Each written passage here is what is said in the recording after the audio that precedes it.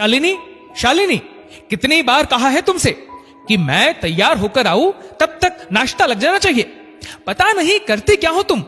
पिछले 25 सालों से वही रवैया है तुम्हारा। अतुल ने कुर्सी पर गीला तौलिया फेंका और जी भर के पत्नी शालिनी पर गुस्सा किया और हर बार की तरह मुंह फुलाकर दरवाजा पटकता हुआ दफ्तर निकल गया।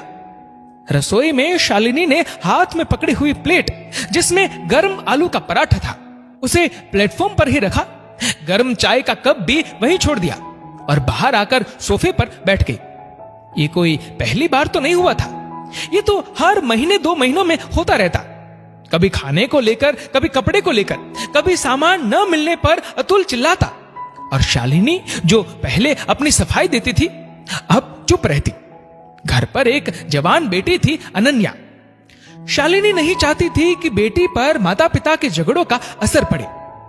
ऐसा नहीं था कि शालिनी ने कभी अपने लिए आवाज नहीं उठाई, लेकिन सारी बात यहां आकर खत्म हो जाती कि मैं इतना बुरा हूं तो चली जाओ मायके। ये वाक्य ही शालिनी को चुप कर देने के लिए काफी होता। शालिनी ने शुरू के 5 साल पूरी कोशिश की कि अतुल में बदलाव आए, लेकिन कुछ नहीं हुआ। अतुल का गुस्सा उसकी आदत में शामिल था जिसे वो बदलना भी नहीं चाहता था। शालिनी ने खुद को ही बदलना शुरू किया। अब उसे बहुत ज्यादा फर्क नहीं पड़ता था। उसे अब अपनी 23 साल की बेटी की चिंता थी। बेटी की पढ़ाई पूरी हो गई थी, शादी के लिए भी रिश्ते आने लगे थे, लेकिन बेटी अभी शादी के लिए तैयार नहीं थी। वो नौकरी करना चाहती थी। करीब 4-5 महीने के बाद एक बहुत अच्छा रिश्ता आया। लड़का अच्छे परिवार का था, नौकरी भी अच्छी थी, जान पहचान वालों ने भी बहुत तारीफ की थी लड़की की। अतुल एक शाम अपनी बेटी के पास आकर बैठा और उसने पूछा, अनु बेटी, रिश्ता बहुत अच्छा है, तुम क्यों मना कर रही हो? तुम्हें वहां कोई कमी नहीं होगी। लड़के की नौकरी बहुत अच्छी है, घर भी बहुत बड़ा है, उनको तुम पसंद आई हो, तुमको आखिर दिक्कत क्या है? अनु जो अपने पापा से बहुत कम बात करती थी, आज अपनी बात उन्हें बताने का साहस जुटा पाई थी। वो बोली, पापा, मैं अभी नौकरी करना चाहती हूं, आर्थिक रूप से किसी पर निर्भर नहीं रहना चाहती, मैं किसी की जिम्मेदारी नहीं बनना चाहती पापा। अरे बेटी, लड़का बहुत अच्छा है, तुम्हें खुश रखेगा, कोई कमी नहीं होगी, नौकरी भी कर लेना, उन्हें कोई दिक्कत नहीं है, मैंने बात की है। अतुल ने समझाया। पापा, मेरा नौकरी करना क्या उनकी सहमति पर निर्भर करता है?